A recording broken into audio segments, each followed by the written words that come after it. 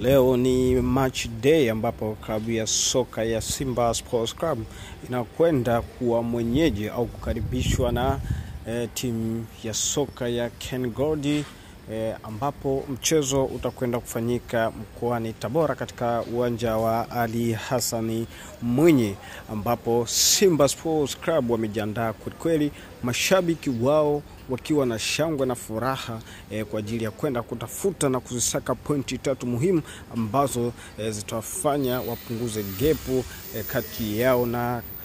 vinara wa ligi hivi sasa Young African Sports Club, ambapo hayo yalikuwa ni mazoezi ambapo Simba Sports Club walikuwa wakifanya kwa lengo la kwenda kukabiliana na klabu hiyo ya soka Ken Gold, na hiko ndiko kikosi chenyewe ambacho kitakwenda